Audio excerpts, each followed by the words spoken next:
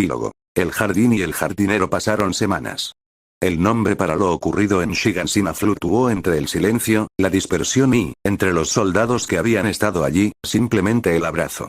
El rugido del mundo se había apagado, dejando un tinnitus cósmico, un zumbido de posibilidades aterradoras. En los muros, la vida no volvió a la normalidad, porque la normalidad había muerto.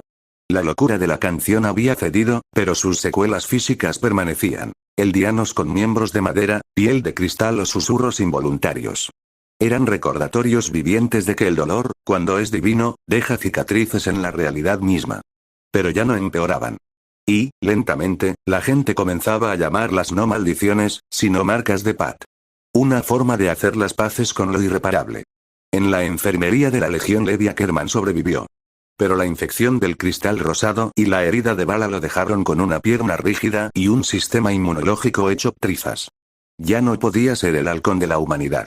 Ahora se movía con un bastón, su mirada aún afilada pero su cuerpo traicionándolo.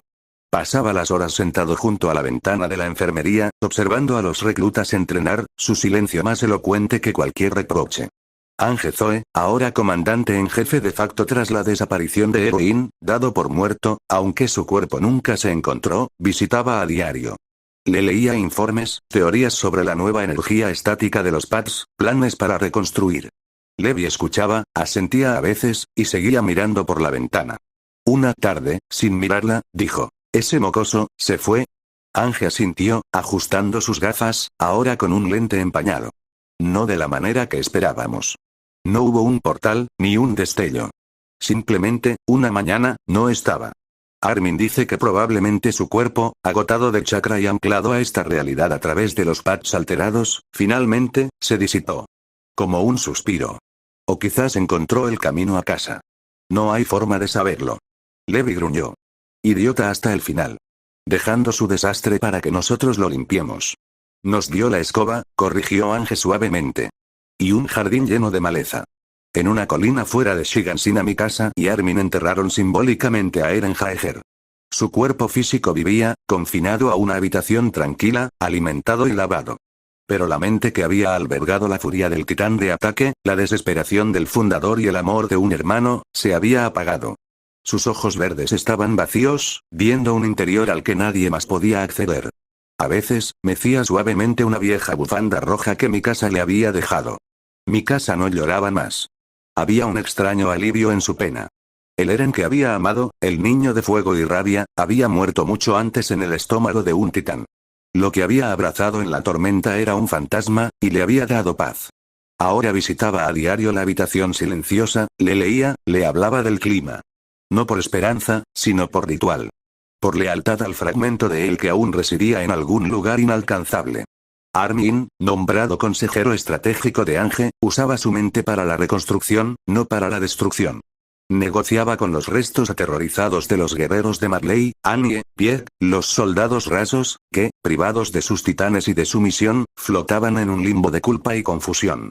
Les ofrecía una tregua, un lugar en el nuevo mundo, a cambio de su conocimiento del exterior. No era perdón. Era pragmatismo. El mundo más allá del mar pronto sabría que el demonio de Paradis había caído, y vendrían, con o sin titanes. Tenían que prepararse. En la dimensión de los pads, lo que quedaba de ella, ya no era un desierto infinito de arena bajo un cielo sin estrellas. Era un espacio reducido, íntimo, como el estudio de un artista descuidado. Montones de arena dorada se acumulaban en rincones. En el centro, un pequeño y frágil manzano había brotado, sus raíces bebiendo de un charco de agua clara que no debería existir allí.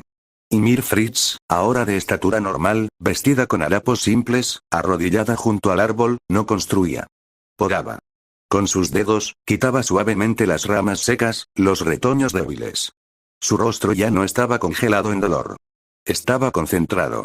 Había una arruga de esfuerzo en su frente, el esfuerzo de dar forma en lugar de obedecer. De vez en cuando, al tocar una rama, un destello de memoria la recorría. El sabor a fresa de la mujer del pueblo, el orgullo de Petra, la fractura de Reiner, el abrazo de Mikasa. Cada destello era un color, una textura que añadía al árbol. No lo hacía perfecto. Lo hacía interesante. Lleno de nudos, de curvas, de ramas que se retorcían hacia la luz inexistente. Era el jardinero, aprendiendo su oficio. La maldición no se había roto.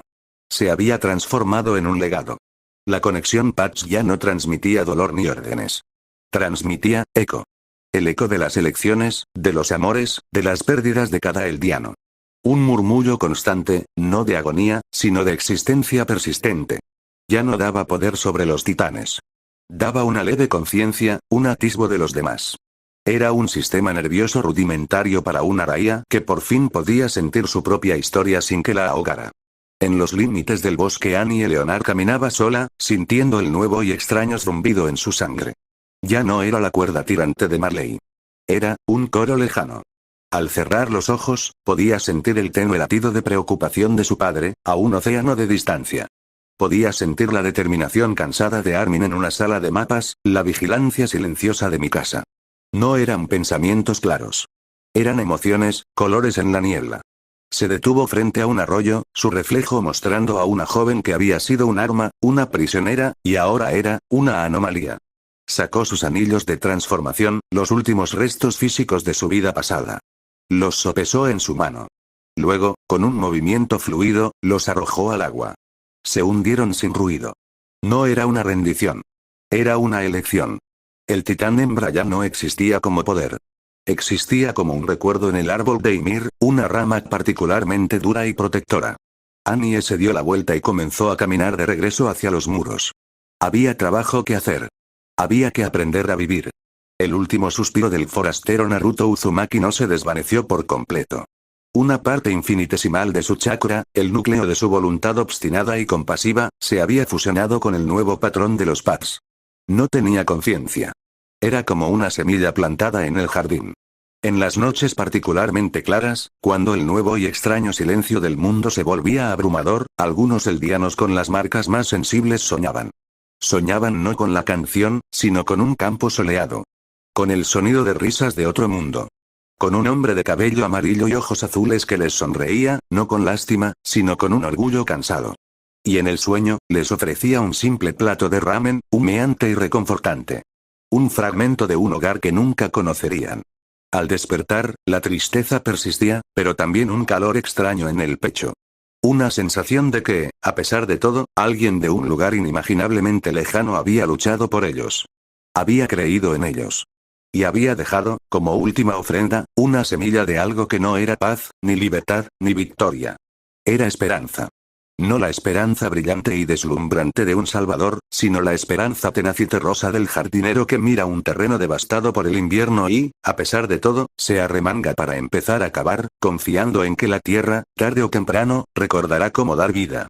El mundo no estaba curado. La humanidad dentro y fuera de los muros seguía rota, temerosa y violenta.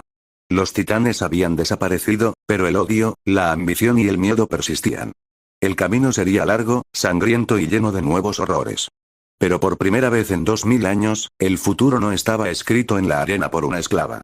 Estaba siendo sembrado, germinación a germinación, elección a elección, en el jardín imperfecto y vivo que ellos mismos, con sus manos rotas, tendrían que cultivar.